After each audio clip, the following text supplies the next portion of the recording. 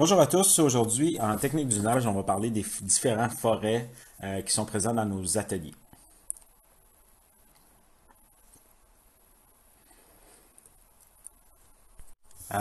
Ici, à l'École des métiers spécialisés à SICU, on a différents types de forêts qui vont être disponibles, mais ça va être à vous d'effectuer un travail dans le sens de faire des recherches et puis d'analyser la situation pour comprendre comment appliquer l'outil dans la vie de tous les jours. Donc, imaginez qu'en technique d'usinage, on a différents types de forêts pour différentes applications. Il pourrait y avoir des forêts à centrer pour être en mesure de pré-percer un trou, des forêts réguliers pour percer la matière différente, des forêts spécialisées qui sont plus orientées pour les commandes numériques. Il pourrait aussi y avoir des forêts qui sont pour les métiers comme charpentier et menuisier, donc dans le bois. Et il pourrait y avoir des forêts particuliers. Voici un deuxième exemple pour le bois. Mais on pourrait avoir des forêts particuliers pour les techniques d'usinage, donc des forêts extra longues ou des forêts qui sont à queue conique pour s'adapter aux différentes machines présentes en technique d'usinage. Donc voici ici à gauche, là, on voit que la queue du forêt est vraiment différente du forêt régulier que vous aviez déjà utilisé. Donc, ce qu'il faut voir par rapport à un forêt, c'est que le forêt présente deux lèvres et deux flûtes, comme je vous montre à l'écran à l'instant. Les forêts ont aussi une queue qui est cylindrique, ce qu'on appelle en anglais un shank. Le shank doit être libre de défauts, donc il doit être en bonne condition pour être capable d'utiliser un forêt. Dans certaines situations, le forêt pourrait avoir comme exemple une portion triangulaire pour mieux s'adapter à la machine-outil, mais regardez celui-ci comporte une portion conique où est-ce que on l'adapte à une portion qui est déjà conique à l'intérieur de la machine. Dans le cas d'un forêt comme celui-ci, c'est un forêt qui est plus pour les perceuses manuelles, donc avec une portion hexagonale pour serrer dans une perceuse, si on veut, à la main. Les forêts, on a la possibilité de les avoir en fractions, en alphabet, donc de A à Z. Il y a des forêts métriques et il y a des forêts qui sont numérotées. Dans le cas des fractions, c'est de 1/64e jusqu'à 63/64e, mais lorsqu'on dépasse 1 pouce, on pourrait y avoir, comme exemple, 1 pouce et 3/64e. Dans le cas des autres, c'est vraiment de A à Z, de 0,5 jusqu'à 75 mm. Et les numéros, ben, on parlerait de numéro 82 qui est plus petit jusqu'au numéro 1 qui est plus grand. OK.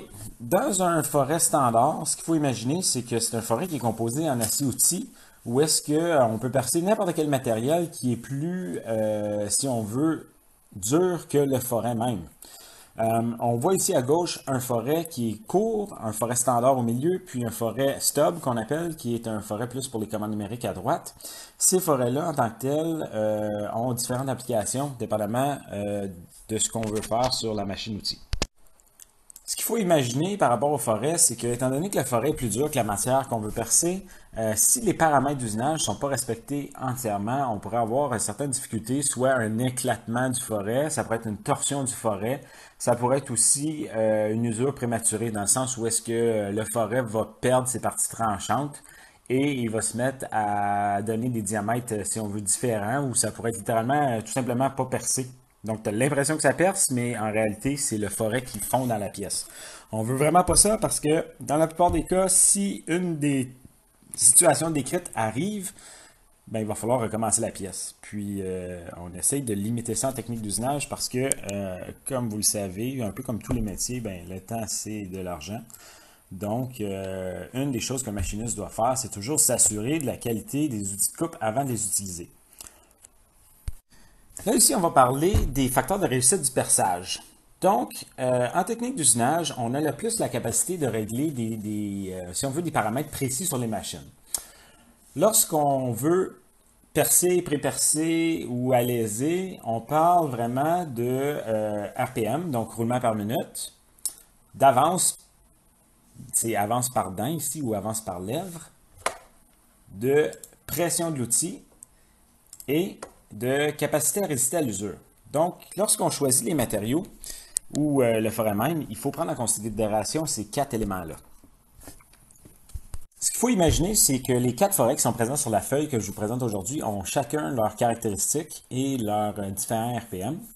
Alors, on va commencer avec les forêts centrées. Si on regarde les forêts centrées, ce sont une des portions les plus importantes pour les machinistes parce que ça permet d'avoir un pré-perçage ou si on veut un alignement parfait avant de débuter le trou. Les forêts centrées, c'est quelque chose que vous allez utiliser tout au long de l'année, dans le sens où est-ce que c'est l'outil essentiel pour réussir à faire un perçage qui fait du sens. Lorsque je dis faire du sens, ce que je veux dire, c'est qu'on pré-perce pour bien aligner la pièce, mais bien aligner le positionnement. Puis, comme vous pouvez le voir à l'écran, il y a différentes grosseurs. Ça part du numéro 0 jusqu'au numéro 5. Dans certains cas, il peut y en avoir des extra longs. Il pourrait aussi y en avoir pour les commandes numériques. Et le dernier que je vous présente, c'en est un qui est fait pour, qui est en carbure, mais aussi pour les commandes numériques. Mais c'est un outil qui permet de faire ce qu'on appelle un spotting et aussi du chanfrein. Dans le cas des forêts centrées, il pourrait y en avoir des plus gros. Comme exemple, si on serait dans une entreprise qui manufacture des pièces à grand format, on pourrait avoir un forêt centré numéro 8, où est-ce que, littéralement, là, on dirait que c'est quasiment une maillotche, là, ça va être gros comme 3/4 de pouce environ.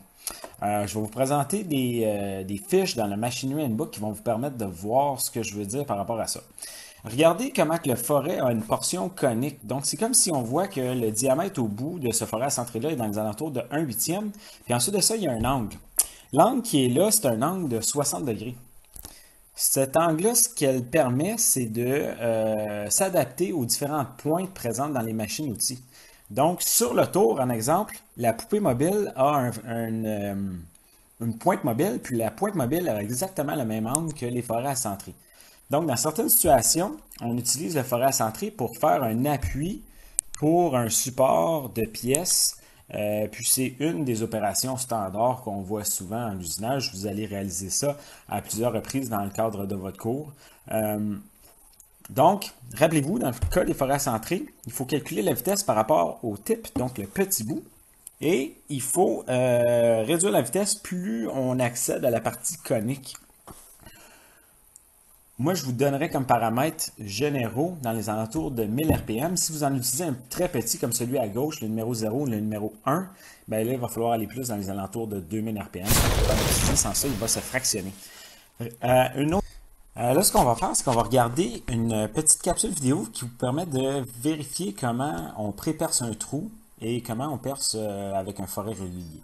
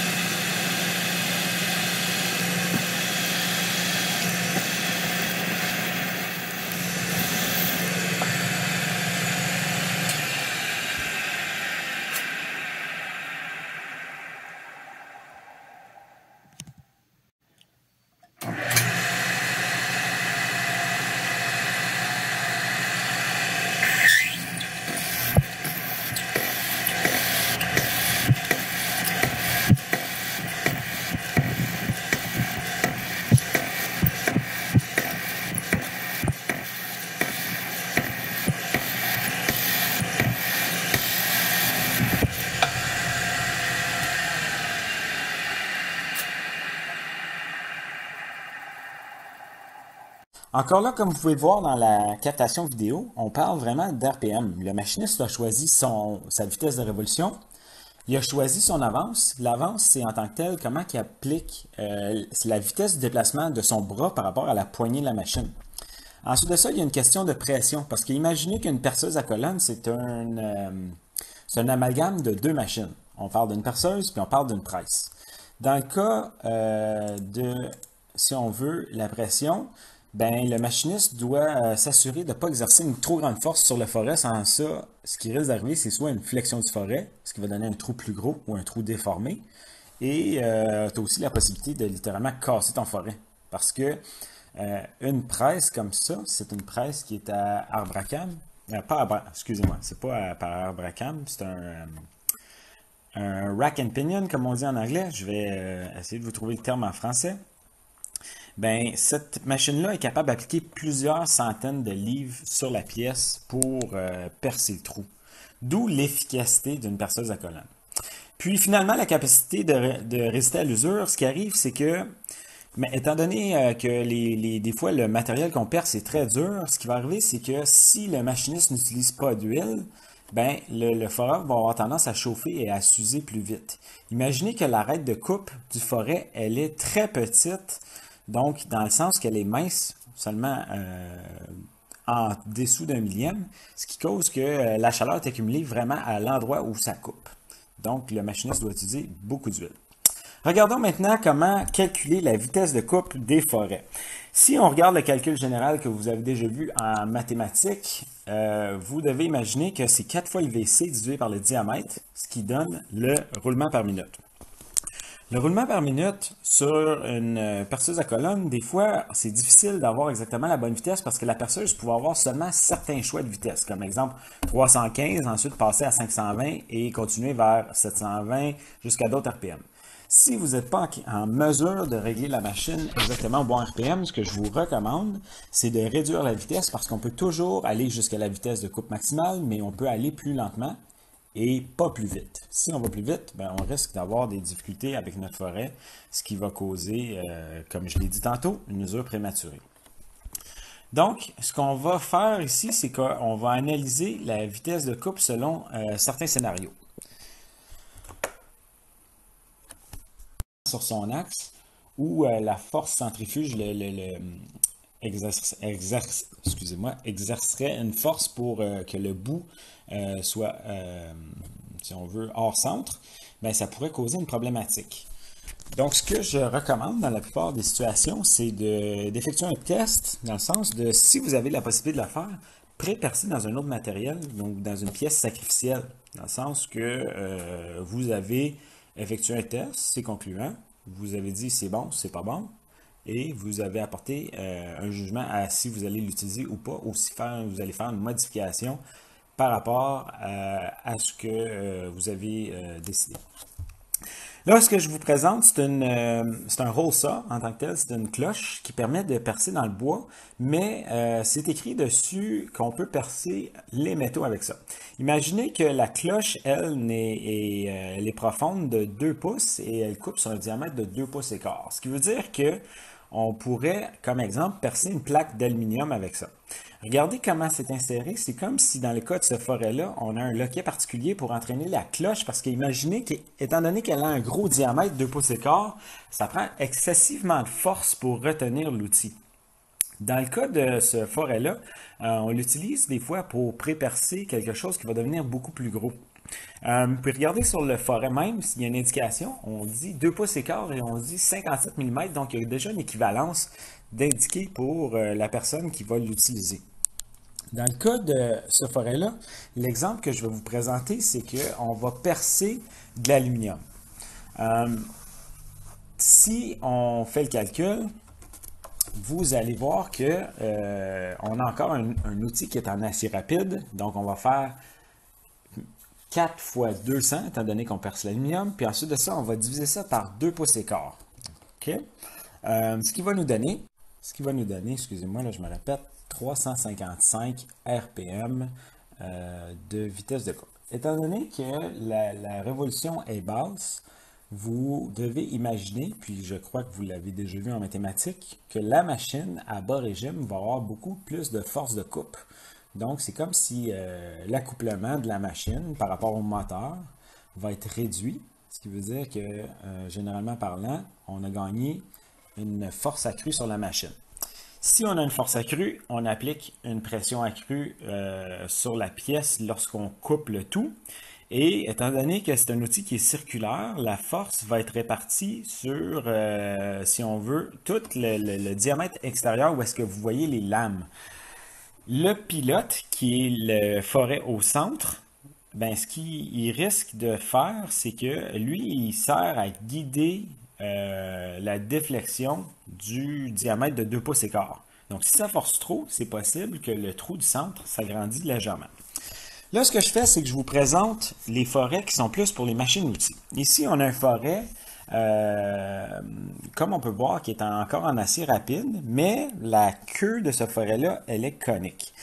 Dans le cas des forêts coniques, on parle de cône morse. Cône morse, c'est la désignation qui existe depuis une centaine d'années pour désigner les forêts coniques. On parle du cône morse numéro 0 jusqu'au cône morse numéro 5. Le 0 pourrait être capable de tenir un forêt numéro 82, mais le cône morse numéro 5 serait capable de tenir un forêt jusqu'à 4 pouces. Dans le cas du cône morse, ce qu'il faut regarder, c'est d'avoir une queue qui est libre si on veut, de défauts. Dans le sens que, étant donné que ce sont des outils en acier rapide, ça serait quand même possible d'avoir une petite poque ou un éclat sur la partie conique.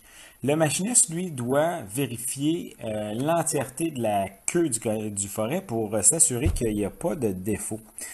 Pour être en mesure de faire ça, ce qu'il faut faire, c'est qu'il faut faire une rotation complète de la queue du forêt, puis regarder visuellement, est-ce qu'on voit des pocs? On peut passer ses doigts sur la partie conique pour, si on veut, regarder si on sent quelque chose. Et il faut, dans le cas où est-ce qu'il y a un défaut, modifier ça. Ça pourrait être soit meuler le défaut pour créer, si on veut, une cavité, ou ça pourrait être de limer légèrement. Par contre, étant donné que la forêt est en acier rapide, ça pourrait être dur de limer ça parce que la lime, elle aussi, elle est en acier rapide. Donc, moi, ce que je vous recommande, c'est de faire si on veut, un 360 sur la queue du forêt, regarder s'il y a des pocs, regarder s'il y a des défauts, si on les sent avec le doigt ou avec l'ongle, et de modifier le tout pour être en mesure de s'adapter bien à la machine.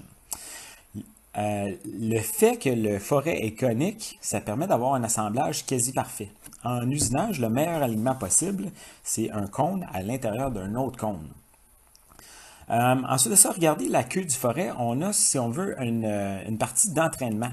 La petite partie où est-ce qu'on voit ma main à gauche, c'est ce qui permet au cône de ne pas tourner à l'intérieur de la machine. Dans le sens que c'est comme un genre de, si on veut, un appui. Puis celui-ci aussi doit être en bonne condition pour réussir à s'insérer comme il faut dans la machine outil. Donc, généralement parlant, ce qu'il faut regarder, c'est la condition générale du forêt. Est-ce qu'on a regardé l'entièreté, le diamètre? Est-ce qu'on s'est assuré qu'il y a des défauts? Est-ce qu'on s'est assuré qu'il y a peut-être de la corrosion, de l'huile présente, peut-être des copeaux présents? Est-ce qu'on a enlevé ça? Puis, une des portions super importantes que souvent les élèves ici à l'école négligent, mais moi je vous recommande de le faire chaque fois, puis je vous l'explique, c'est que quand vous choisissez votre forêt, vous devez vous assurer que vous avez la bonne chose. Regardez sur le forêt même, il va y avoir des indications par rapport au diamètre. Si je regarde la forêt, dans le cas ici, c'est indiqué sur la forêt 37,64e. Donc, la raison pour laquelle je vous dis, là, vérifiez vos forêts, c'est parce que vous allez fonctionner avec le magasinier de l'école, puis lui, dans l'ensemble, il va être capable de vous donner le bon outil. Mais c'est possible que dans une situation quelconque, comme exemple, un élève va rapporter un forêt 37,64e, mais en réalité, c'était un 35,64e et il l'a dit au magasinier, écoute, c'est un 37,64e.